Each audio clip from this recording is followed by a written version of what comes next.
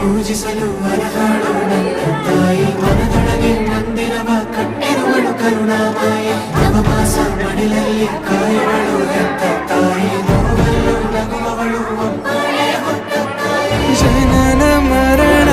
ಜಗದ ಸಂತೆ ಅದಕ್ಕೂ ಮೀರಿನಿ ಬೆಳೆದು ನಿಂತೆ ಕರುಣೆ ಸಹನೆಯ ಮೂರ್ತಿಯಂತೆ ದೇವರಿಗೂ ನೀ ಸ್ಫೂರ್ತಿಯಂತೆ ಅದೃಷ್ಟವು ನನ್ನ ಪಾಲಿಗೆ ನಿನ್ನ ಕಂದನು ನಾನಾಗಿ ಹೇ